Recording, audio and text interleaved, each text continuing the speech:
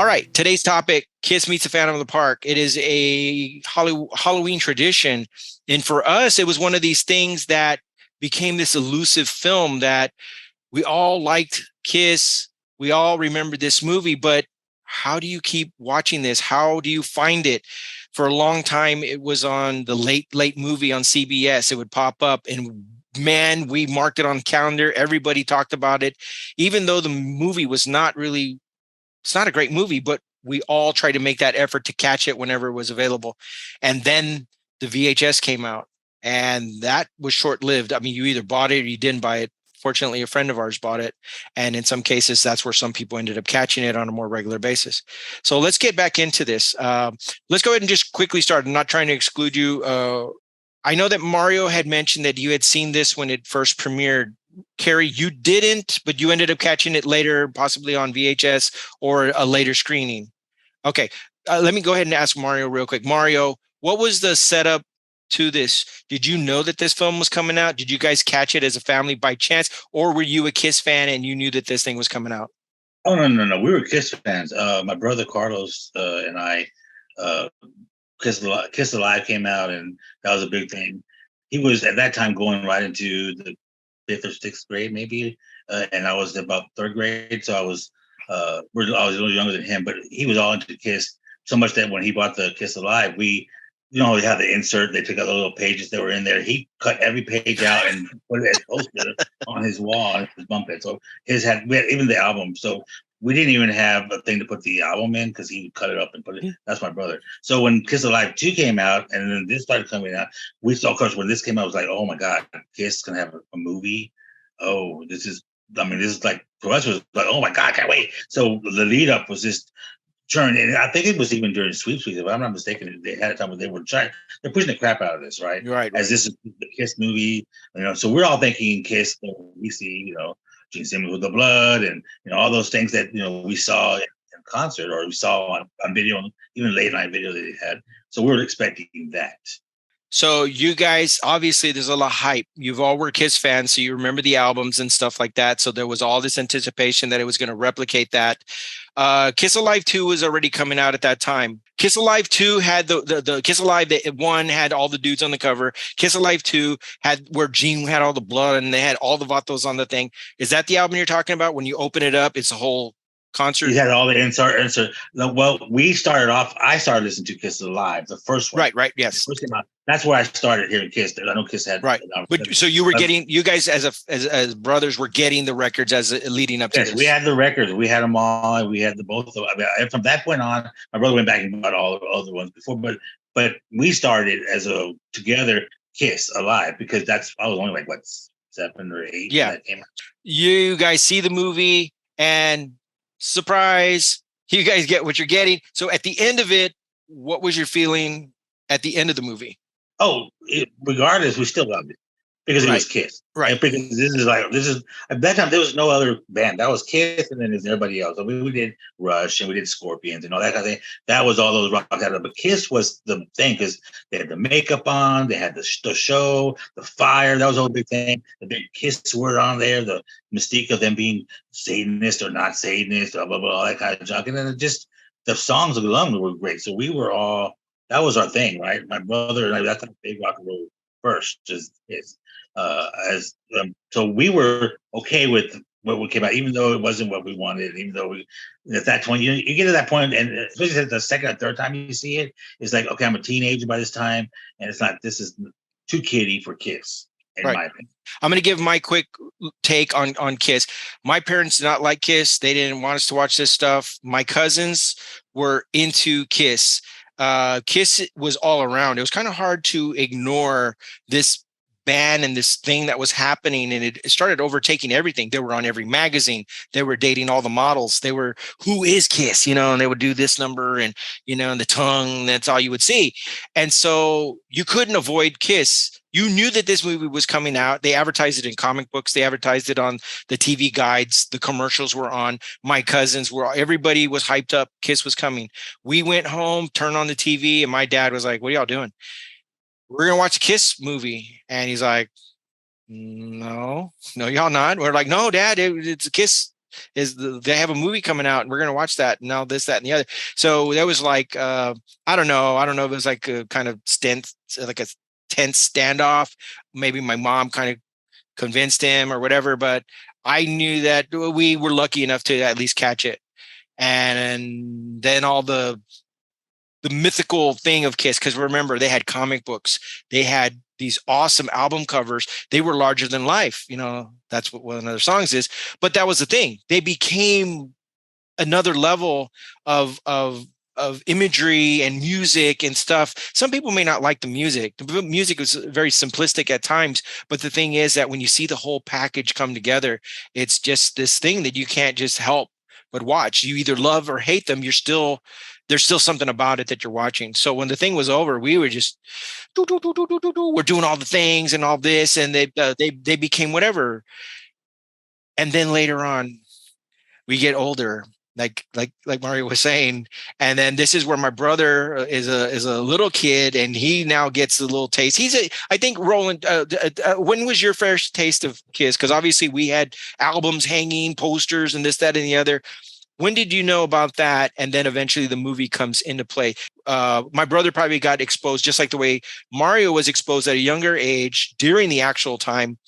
We were part of that time. My brother comes in a little bit afterwards. So what do you recall about that time? I remember being scared out of my mind with the Love It Loud song, the video, because that would come on and them eyes, I don't know, just that whole, I remember that. I remember you having the Kiss Alive 2 and seeing that picture of Gene just like, yeah, that would freak me out. And so it was that. I remember your comic books. You had the comic of Kiss. So to me, yeah, it was like superhero-ish. And then the Kiss without makeup was already, you were exposed to that part. So this was a mythical Kiss. You hadn't even really. No. Right? I remember the transition of the night. Okay. Because I remember when Lick It Up came out and it was like, because that was MTV. Before Lick It Up came out, I was already into they were. What year was Creatures, that? What year Creatures. was that? Creatures was 81, 82. No. Look it up. When did Look It Up come out? 83, 84. Damn, I remember MTV. I remember that. I thought Creatures of the Night came out in 83. That was a little bit 82, 83-ish era. So either way, because Animalize was 84, 85. So we're going backwards, and then Lick It Up was 83, 84. And it was like a hiatus, because then you had Killers. They had like 3 albums come out like almost back to back, which was all that 80 to 82. And then 82 to 83 was Killers and Creatures of the Night era. So that just goes to show you, I'm at that point, I'm like 3 or 4. Mm-hmm. And I was already into, like, I knew Kiss. I remember one time we came home, like, you guys begged, like we came home early from grandma or grandpa's, and they were showing it the late CBS or whatever, and we watched it in mom's room in the black and white TV that they had in their room. And I remember we were watching it. Like I said, it was just, I remember being in kindergarten humming Kiss tunes, and I, so like, of course, a lot of that was from you guys, and, a lot of people didn't know, and it was funny because, so I was still part of the makeup. I like the makeup part because all the stuff at that time was making me feel funny, because they had all these scantily clad women, and I didn't know if I was supposed to be watching it and putting, I was like, dang, but it was the superhero-ish, that makeup, because even by the time Lick It Up, all these other stuff came out, I was still an Ace Frehley fan. I was an Ace fan since I could remember. The look, and at that time, he had that I can remember, he had the cape. He had the cape. And I don't know. It just, Ace Frehley was like, bam, that was my favorite, and it was like, again, it was a superhero-ish, because at that time, even then, even in the 80s, what kind of superhero stuff did we have? So this movie was a live action superhero movie, pretty much, and to me, that was like all the makings of what keeps that movie in my heart.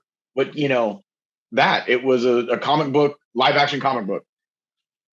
Cary, let me ask you this. Aside from REO Speedwagon in Kansas, I'm pretty sure that's what you were listening to at the time. I'm just kidding. KISS, how does KISS get introduced to you? You're just a tad bit older than us. So you're rolling around with different cats and stuff like that, where, I mean, I don't think you were like a Tejano dude or whatever, but KISS had to have been somewhere, dude. I got a feeling he was the one that was like, come on, Cary, admit it. Were the guy picking on the rock and rollers? I thought that KISS had some good songs, man. Okay. Ever since I was a kid in the 70s. As a matter of fact, I remember a KISS coming to a venue nearby where I lived, and I remember seeing advertisement, as let's say a 9-year-old kid, that would have been 74, 75. Wow. And I remember that. But this is in California. This is in California, in Los Angeles. Yeah, you're a Cali kid, so you were getting exposure a little bit different than most of America at that time. Absolutely. I happen to have lived in the worst housing projects in the country at the time. They were called Aliso Village. Anyway, going back to the first time I saw the film, I'm pretty sure, Robert, that it was on a tape. Right. And but was it an actual tape, or was it somebody taped that for you guys? There was VHSs. I was just curious. No, Rob, it wasn't at our house. I didn't see it at our home because we didn't have a beta or VHS or what have you. It was at somebody else's home. I can't recall, but I saw it on a tape. Now they had the Late Late Show, and at that time there were some people that had VHS cassette recorders. It could have been one of these instances. They did have it on Laserdisc in 1986. On Laserdisc, and people could have been bootlegging in some shape or form. But I saw it on television, or I saw it. Rob, what's bootlegging? Oh, I have no idea. Okay. But okay, so you saw it in some kind of manner on tape. What was your feeling about it? Were you prior? You knew who KISS were? Oh, yeah. Visually, did you know about them? And when you were watching this movie, because there's a takeaway. You have a pre-existing idea of what they are. You see this movie, and now you're thinking something completely different. Right. I'm thinking now that it had to be. I know I saw it in junior high. It must have been the 9th grade. And that would have been like 79, 80. Anyway, I'm pretty sure that's when I saw it. And I'm pretty sure I saw it on television. Anyway, I liked KISS. I liked their songs. I liked the makeup that they wore that really set them apart. And I also thought they were like superheroes. And just as a side note, when I was in junior high, I made terrible grades, but I made excellent grades in history. Don't ask me why. I practically failed everything else, but I would pass the history class. That year, there was a contest. Whoever had the highest GPA at the end of the school year would get a prize, and I happened to win, 7th grade.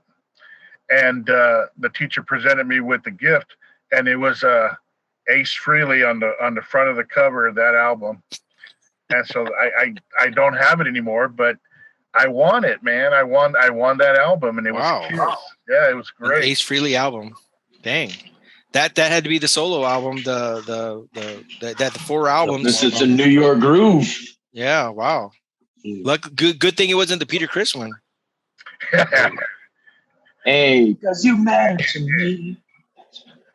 Okay, so at this point, everybody had seen it in some shape or form. My brother saw it on the Late movie.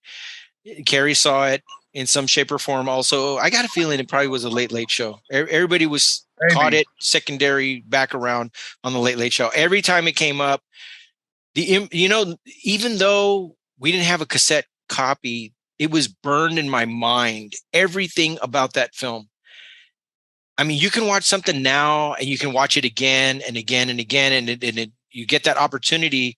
You got that feeling, well, I'm going to put on Netflix. I'm going to watch it again, or I'm going to go to YouTube and I'm going to find that. We didn't have that opportunity. Whatever you saw, wow, went in your mind and you remembered all these moments. And then when I saw it again in the Late Late Show, it kind of reinvigorated the same things. And the funny thing is that we remembered all the dumb dialogue, all the goofy lines, because since then I sent Cary a newer version of this thing that I edited together. I sent it to everybody so they can catch. So, all right, now you're thinking back at that film. You're an older adult. You obviously saw it again, Mario. You said you saw it at when you were like maybe between 10 and 13, and you had a very different feeling. So kind of chime in on that a little bit, and then chime in again as an adult you are now.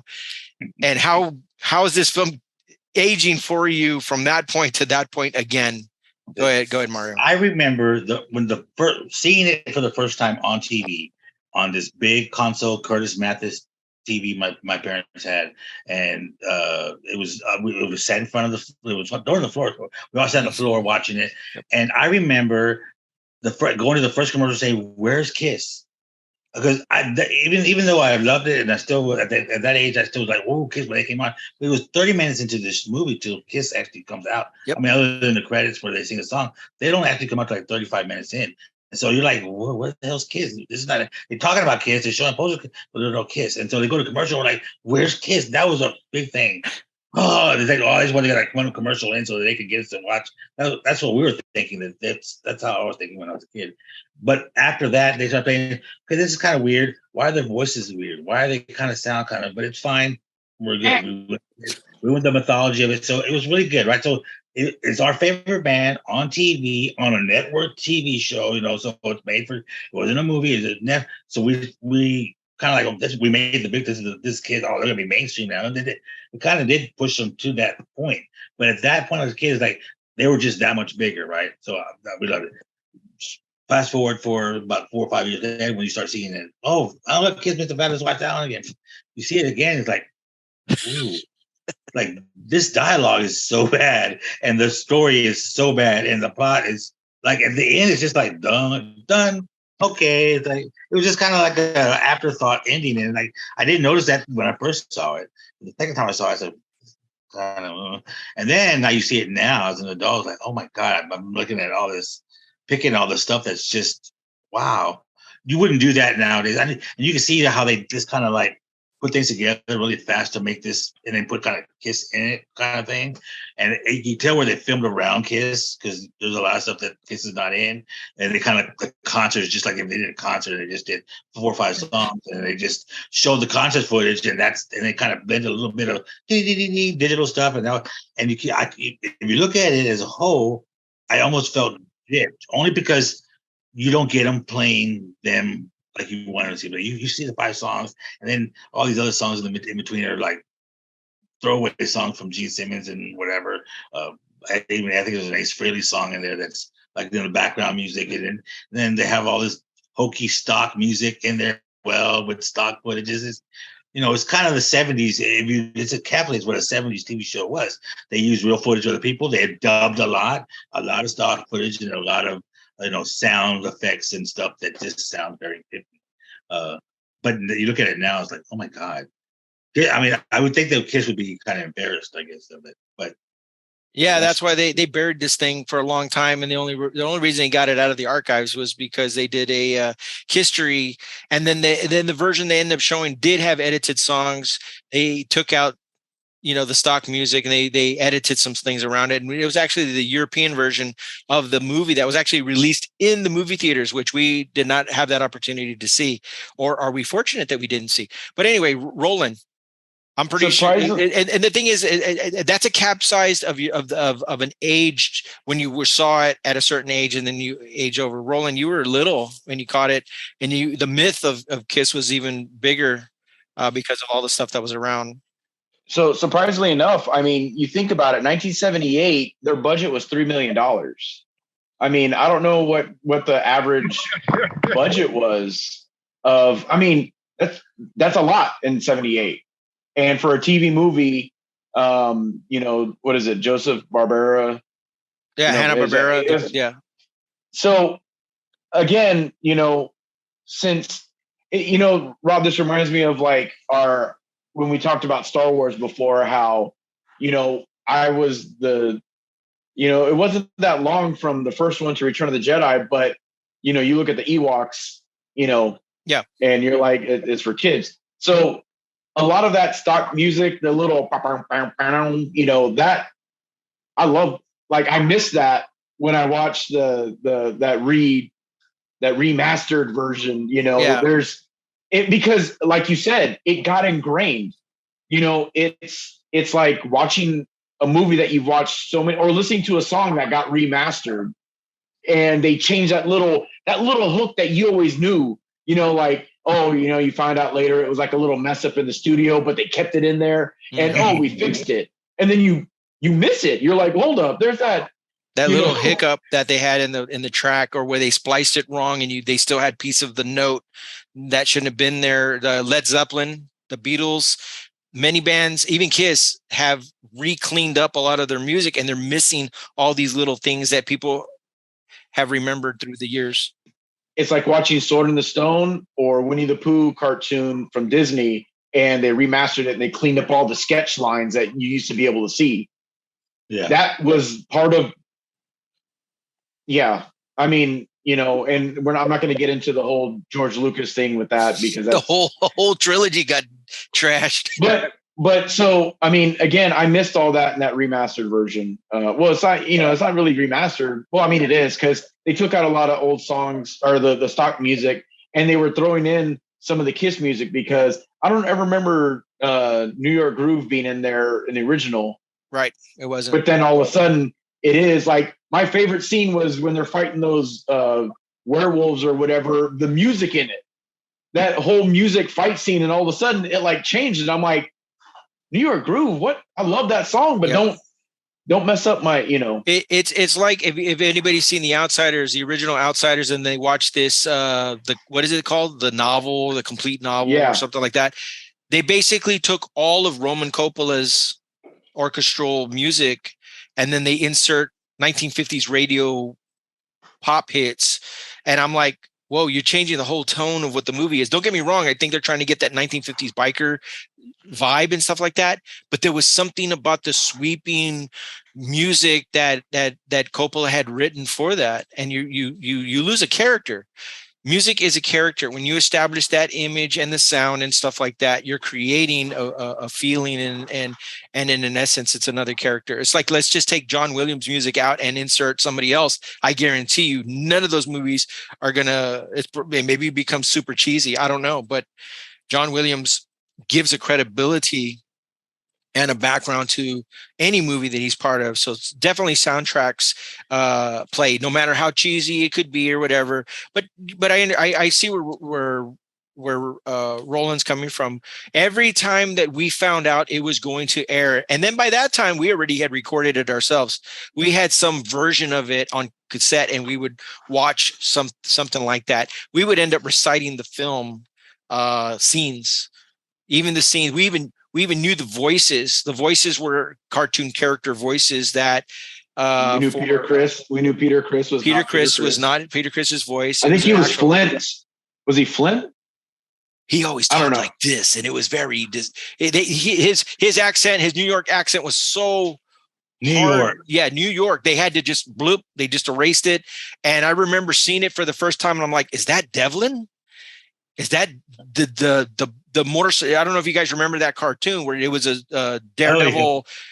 That's his freaking voice, dude. Watch an episode of that on YouTube, and you're hearing that, and it's like, hey guys, we need to go do it. And then you put the scene with Peter Criss, and you're like, oh my God, it's the same guy, same voice, same guy. And there's other characters too that they kind of sprinkle in there and all that. But that's Hanna-Barbera, just whipping in. So real quick, I do have to say that when I showed my kids that it was somewhat recent that Scooby-Doo meets Kiss. Watching that, I was like, this is what I'm pretty sure Kiss was hoping that movie was. Because, I mean, it's Hanna-Barbera. Right. It was the whole, who's really in there? And he turns around and for some reason he's like really old. But either way, watching that, I'm like, this is exactly, I mean, it's a little bit different, but I was pretty much watching the animated Kiss Meets the Phantom of the Park, but not. It had that same feel because I mean it's the whole Kiss theme park, but right. Cary, you got eyes on a version of the film, and so as an adult, you're able to watch this. So what are your takeaways from this thing? And I mean, you can get specific about something or whatever, but just here you are, you're watching this it's a different thing too, because it's two pieces of two films put together to make this extended version of stuff. So what do you take away from that? I absolutely thought when I saw it again, I saw it about 20 years ago again for at least the second time 20 years ago, like late 90s. And I was like, this is the film. I can't believe that it was it was not what I remembered as a kid. It was definitely, I thought of it as a different product.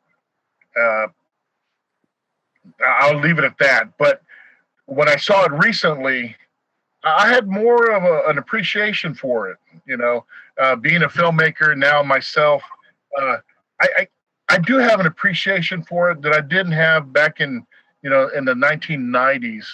And of course, I really liked it as a kid, and I like what Rose said about the Hanna-Barbera and the animated version. I remember seeing that also, Kiss and the what's the name of that cartoon? The Scooby-Doo? Scooby-Doo. Sorry about that. Scooby-Doo, yeah. And I remember thinking, I remember what you said here about that made a lot of sense, because when I thought about it, what you had said, sure enough, that movie was like an animated film in a way. If you took an animated film and made it real, that's kind of the way it would be. But I wanted to mention something that that I wouldn't get a chance to mention, because I would not have made a podcast with you guys based on this topic. But I grew up in Los Angeles, and brothers, I went to that park about 10 times in my lifetime, and Magic Mountain was the cheaper and cheaper than than Disneyland, and it was closer to where we lived.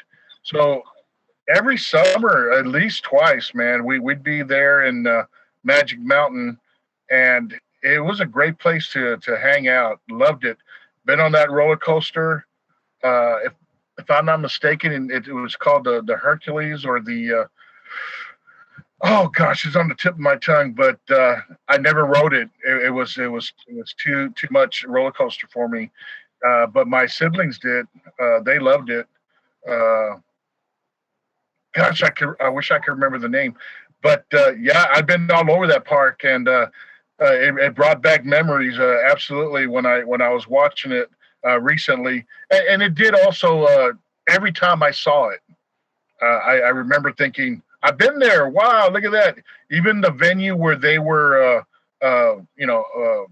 performing, I remember somebody being there once or twice, like Three Dog Night or something like that there at their concert venue. But Magic Mountain, probably my favorite amusement park of all time. Loved Very cool. I'm glad we're able to chime in on that. Ro, were you going to say something? Oh yeah, I just wanted to say real quick that I remember as a kid sneaking into Magic Mountain almost every time I went. So you were those kids. You were those kids causing havoc on the park.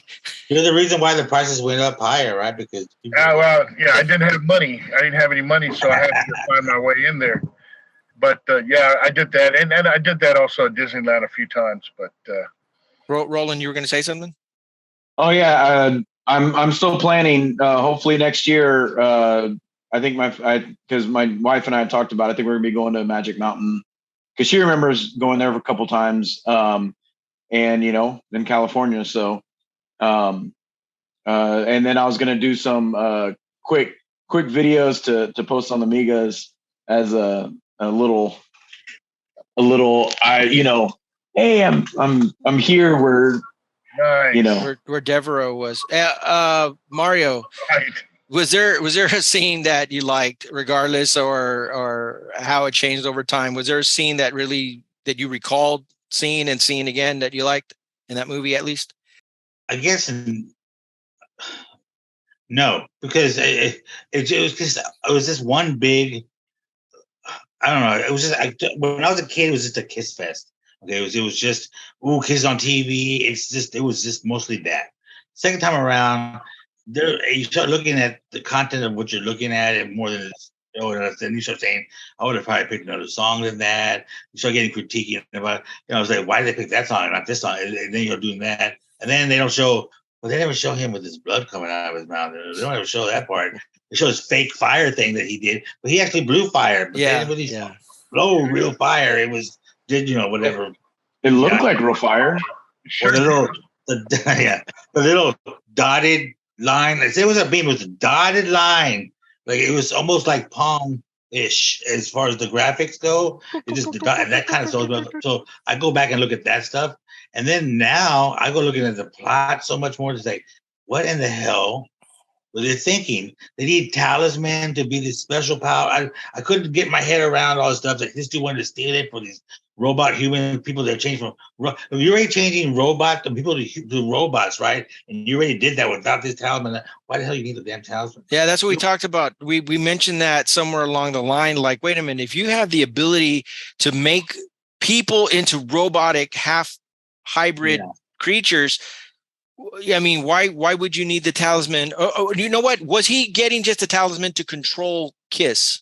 Kiss. I think he wanted their own. He just wanted to control KISS. It wasn't necessarily that he was using the talisman for his robots. It was just to control KISS, to keep him out of the way. Maybe it was it added like his robots just weren't they just weren't there, but with the talismans it was that extra. But he never showed how the talismans. What did he plug the talismans in certain areas, or no one ever said what happened to all those assistants that he had that went missing, that he was pretty much killing. Yeah. And all their robots. Half of there's at the table where they had the table trips. So it was like they did all those practical things where real people like this, and they pretend like they're not real, but they never explained how he aged like 60 years when they found him. Yeah, that part. Yeah, they didn't explain that part. See, he didn't have a talisman. Yeah, that's what it was. It's just kind of, and the part it just ends. Oh, and then okay. It ends with that creepy like. It would have been better if he was like, like the drummer from Wicked Lester, and was like, "I'm gonna get you," Or they would have pulled his mask off, and it was old Devereaux. I would have got away with it. Yeah, if it wasn't for you, KISS. That's probably an old script there, and it was too Scooby-Doo-ish, so they decided to can it. I can go through all the little things and I took a lot of notes about all these people.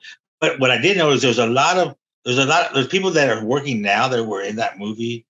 They were just starting out, so you see them at their like doing what they did, whatever. Right. Like the security guard guy, that was a goofy one. The guy, Brian James? That guy. Yep. He's in a lot of movies now. He's like as a bad guy. He was in. Isn't he dead now? They played a bunch of bad guys. Yeah, he passed. Yeah, he passed away, unfortunately. Yeah. Blade Runner. Yeah. Blade Runner. He was in that. And I didn't even think about that. I mean, I forgot that he was in that movie because I don't see him that way. I see him as a goofy security guy, right? But when you start looking at, that's that dude. And this last time I saw it is when I really recognized it was him. I really didn't really recognize throughout the movie, though. And that's a part of the inconsistency I don't understand. These security guards were worked so long. They were there in the morning at the beginning of the movie, middle of the day when they who needs police? At night, they worked 3 shifts straight. Yep. It's the 70s, man. They had to. Like they had slept for hours. Like, dude, I'd be asleep by then. You know, what were you doing up? You know, after Gene Simmons was walking through the yeah, Coca-Cola stand? they're walking with the CEO of the park all the way through, like doing the thing, and then later on, they're the security at night.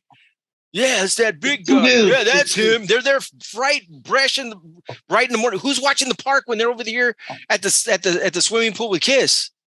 Who's watching the park? All of them decided to go. The swimming pool. Well, but then again, there was that front shot. Then you get these extra cops and cars, and you're like, wait, where were those guys? Those guys weren't at the park originally. Anyway. Why were they sitting at the pool in chain link? You know, freaking hurt. I thought that looked like it would be painful because you're up on this stand and it's like all the weights pulling down. And you like, see Gene Simmons trying to get up on that thing. He was like, you know, I had to edit that part out because Gene's couldn't get. He's like, oh, and he's like, he's like, yeah, you didn't get on that. They got a crane for him and put him on the chair. Or the guy's starting to sweat. He goes, yeah, they're just sweating. And then he comes in, he gives him the towel.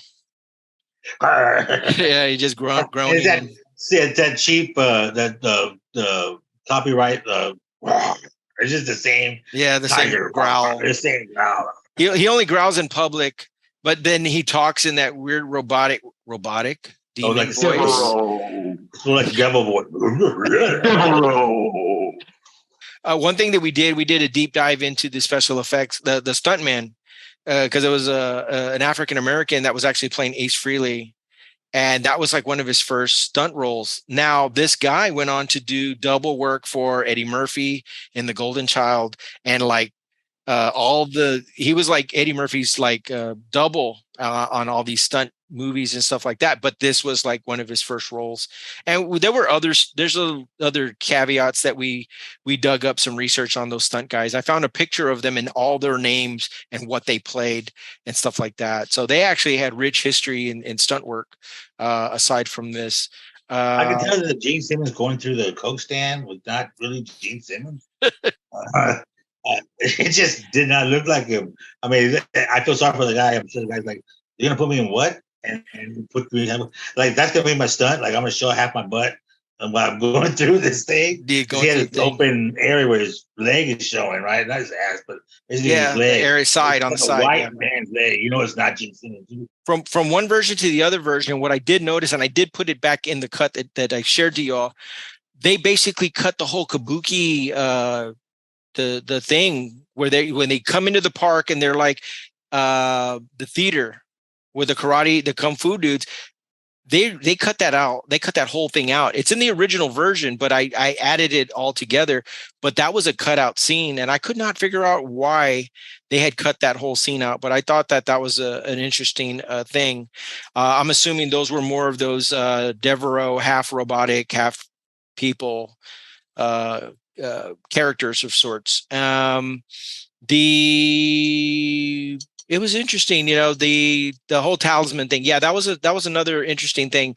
I think wasn't it an attempt to take the talisman was one thing, and then the actual taking of the talisman. That's sort of two different scenes, right? Am I correct? Yes, I believe so. Yeah, the talisman were protected by some kind of cover beam that protected them that only they could touch, right? And something I can't even remember what it was now that he could allow to get them, other than I don't know why they were open so that the scientist guy inventor guy could actually use them. I don't know what event happened to allow that to happen.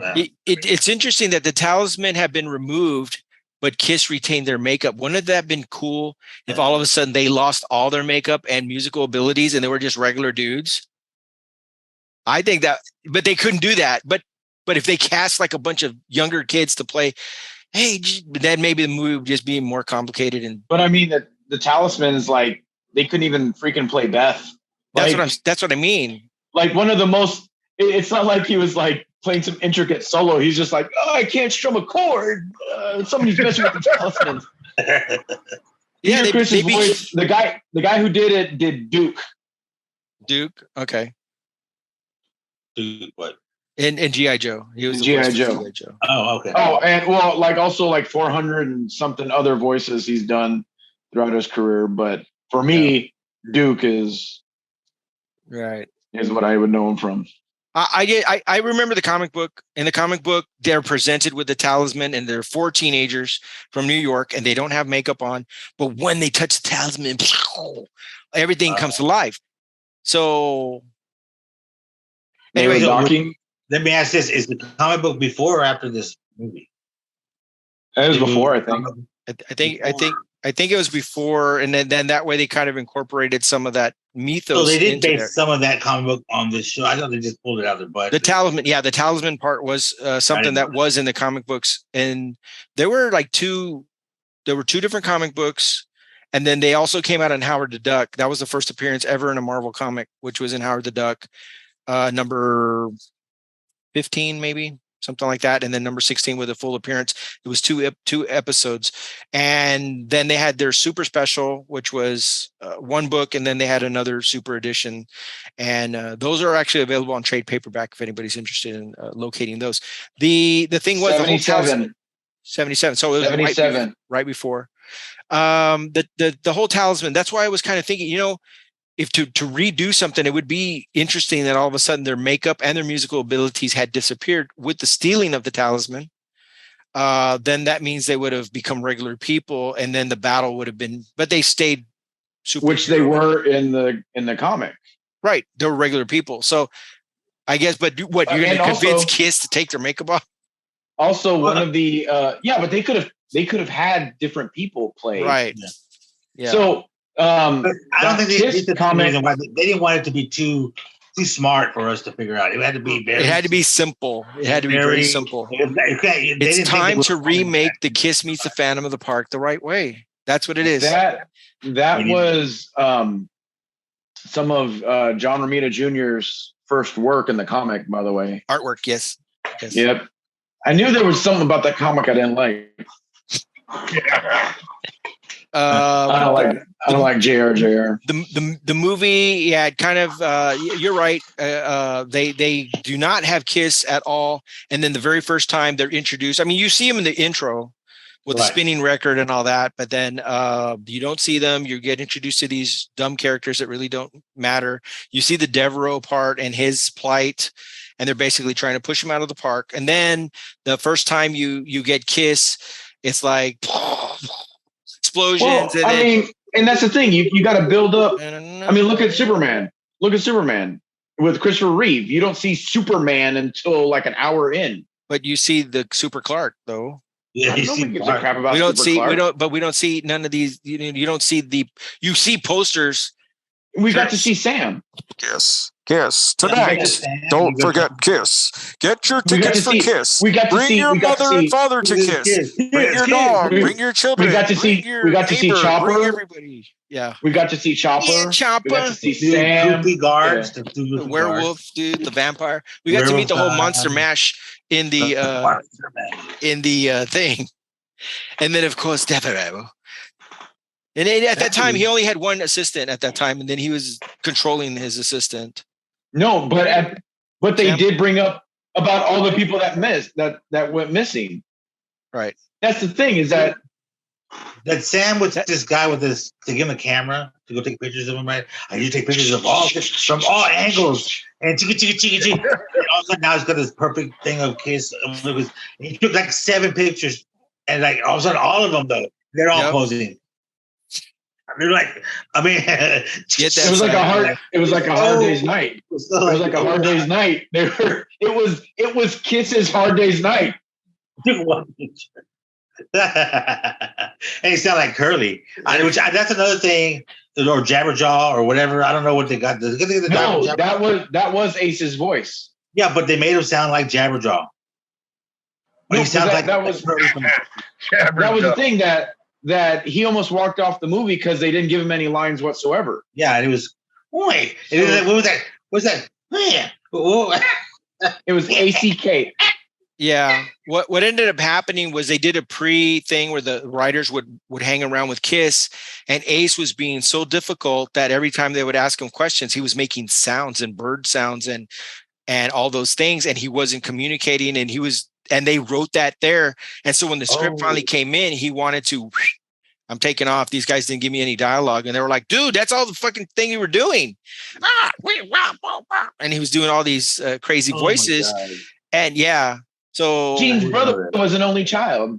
I know, right? His brother was an only child. Yeah. And deep dive into Paul's star charm, eye power. It had the greatest effect on the security guy. You notice that guy? Oh. Yeah. Here we go. Yeah, that smile, yes, Paul, yes, kiss, whatever you guys. But it didn't have no effect on the girl. Come closer. Come closer. And she comes and it's like, yeah. Which why would your eye be able to hear better? That was the thing.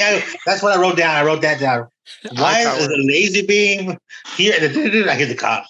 They're having something. They're not telling the truth. They're having second guesses. They're trying to sweat us out or whatever. I don't know. He explained too much. We heard him say it, and then he had to explain it on top of us hearing it. It was like I get that they were dumbing it down for me because I was 7 years old at the time. But like I said, it does not.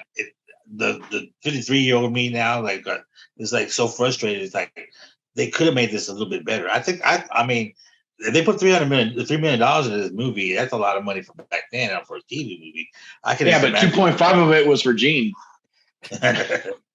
Not at that time. They were barely getting any money. Sure that's why it cost them the most was having them use KISS as their name. I'm sure they've.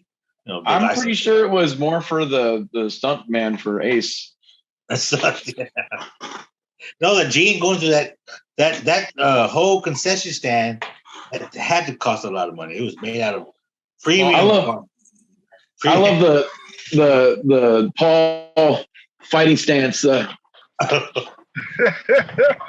Yeah, it's like he's missing the picadores from the bullfighting. It's like he's tippy-toeing, and I don't know what the hell he was doing. Yeah, that's a weird. And why would they stick that? Why would they put in Rocket Ride, which, like, out of all it's just like a Scooby-Doo movie with KISS. The songs, I'm like, are inappropriate. These are the ones they should use. These are the songs they should have put in this. I like Scooby-Doo one because they had a lot. No, but I'm saying I have my kids over here watching. They're all singing KISS. And I'm like, I was waiting for Paul Stanley to start singing "Nothing to Lose" to Daphne, and yeah, it's the song, the lyrical content and what these songs were about. They were like not age appropriate on the re-release when they started changing out songs and stuff like that. Those weren't right. I like the whole the whole you end up with a robotic KISS army, but it kind of fizzles out a little bit too quick. The potential of something a little bit more. They do the thing where they're playing rip and destroy. I think the fans would have got more into it. I don't see why they were like. Yeah, it's like, okay, and so the fans, they get destroy, then they start fighting, and then bad KISS, and then back to the maybe the talisman came from one way to another way again in one song. But maybe the talismans is what entranced them. That's what it was. It was that dotted red beam from Paul Stanley's Star Eye that I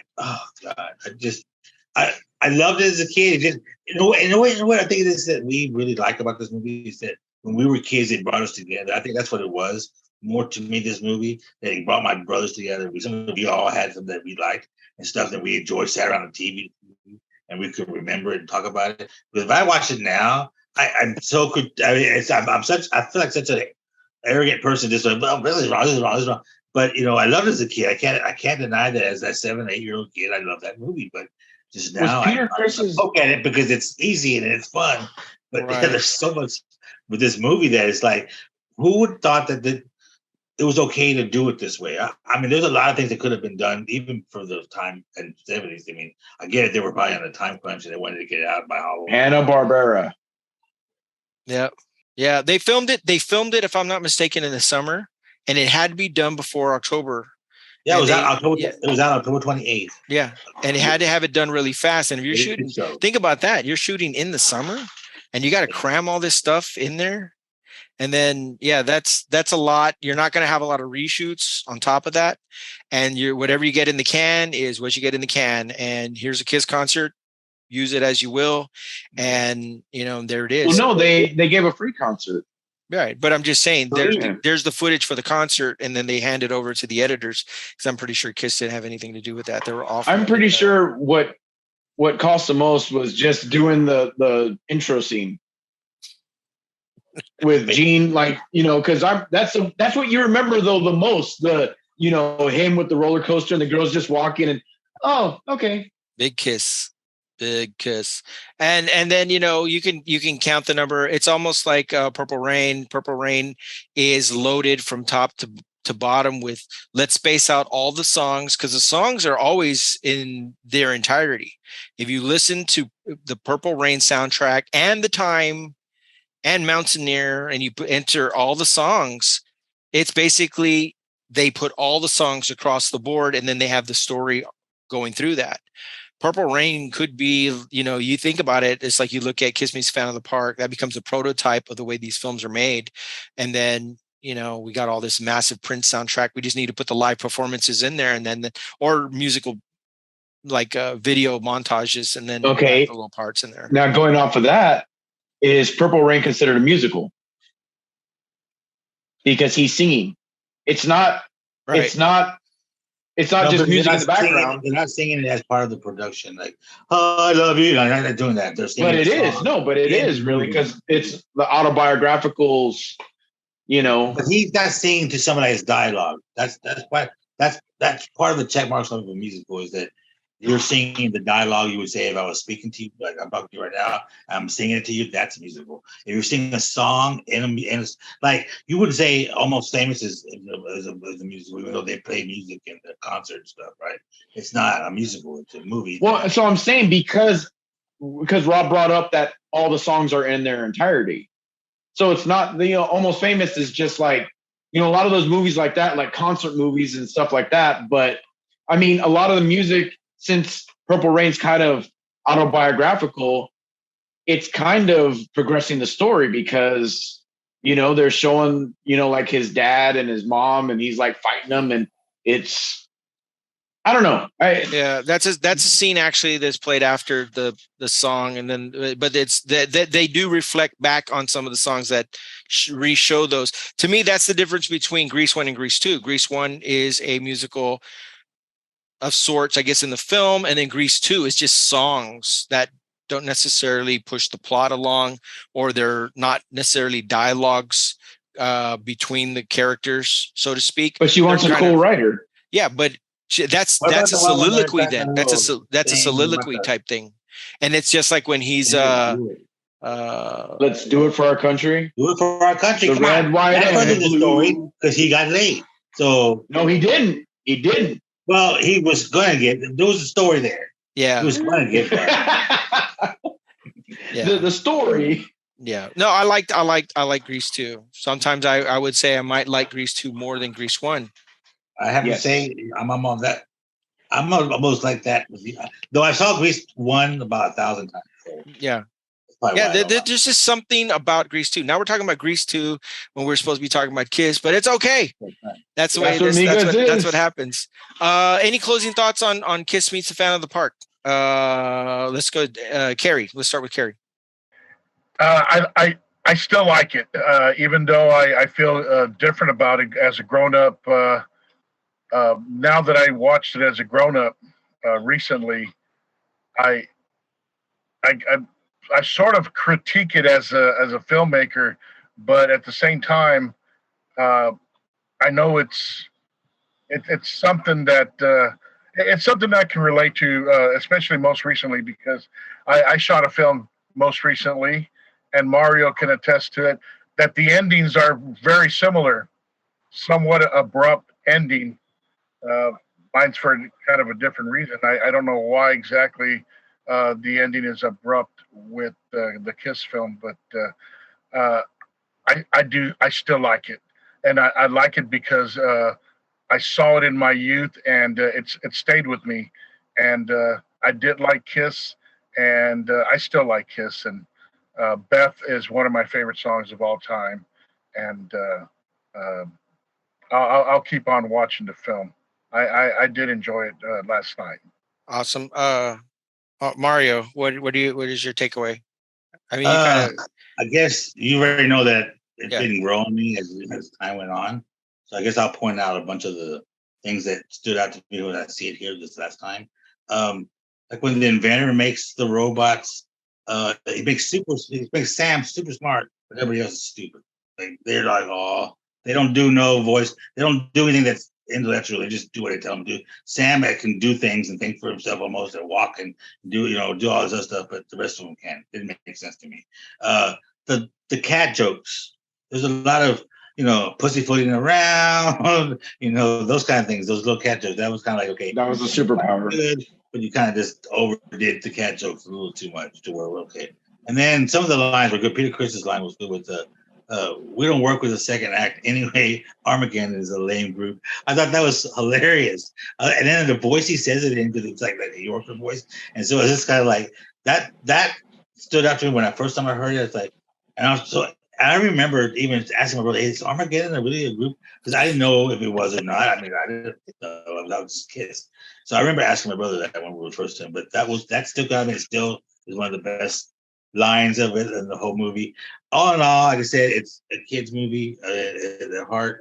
There's a lot of things that are wrong with it, but it's fun, and you don't take it serious, and don't expect a lot of questions answered, because you're gonna have more questions at the end of the movie before you get them to answer. They need to make a part 2, because I'm kind of curious of what happened to Sam and all the rest of it. But I remember seeing it that time, and I know we saw it again and again. I think they actually replayed it a week later, if I'm not mistaken. They might have replayed it again because it got good ratings. And you know how they do it. They don't have a lot of stuff that they replay it. I know that they replayed it at some point. I don't remember when, but pretty soon, right after the show the first time, and we saw it then. And again, it's just one of those movies that remind me of my childhood. So if anything I take out of it, it's those are times I remember with my brothers sitting around watching a TV show that we all can go back to as a touch point. So if anything, I remember for that. Ro, what's your takeaway? It's a movie that everybody has to watch at least once. And I mean, again, I'd still watch it. I'm actually gonna show my kids it, because like I said, before they started getting into KISS, but it's time in their history. I think it was I was, you think about it, you can understand both sides of why they didn't want it shown again, but I mean, it's part of their history. It was in 1978. It was like one of the second highest rated TV movies of the year. So, I mean, I was brought up with the way you introduced movies to me was enjoying the cheese, enjoying, like being able to appreciate just a movie being made. So like, that's what I'm saying. I would suggest and recommend that everybody watches it at least once. If you like KISS, if you like Hanna-Barbera, if you just want to see cheese, I mean, it's no Citizen Kane, but it's a movie made. If you're a KISS fan, you should at least watch it once. I think it holds, because I don't think they were trying to break any cinematic, breakthroughs or pioneers. So it still holds a place in my heart. To me, I remember first watching it and just being mesmerized. There was something about the fact that my parents did not want us to watch this, and it made me go further into that. And the more that was one step up, and then see, because my cousins all had this thing that they were all into it. They were into it, obviously, because they're older than I, and they were into when KISS was first around. And this was something that we could meet on a mutual footing, that now we are in the same realm that you guys are in.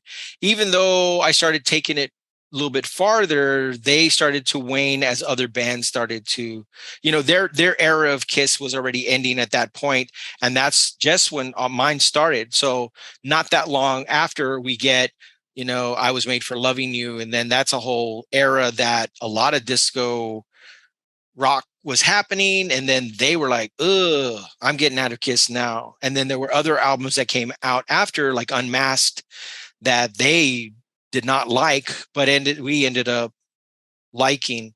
And then here comes the resurgence of KISS with Creatures of the Night, and unfortunately that was the end of that era. Another era was about to begin, and that was a different time and a different place and a different time for a different podcast.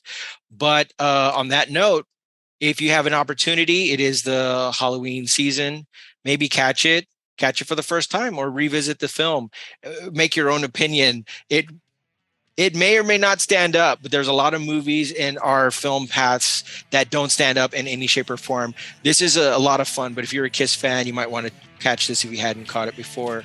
But let us know what you think. Yes, let us know what you think in the comments and in the sections, or send us a email and let us know what you think of KISS Meets Phantom of the Park. But until next time, this is the Migas Podcast, and we'll catch you later.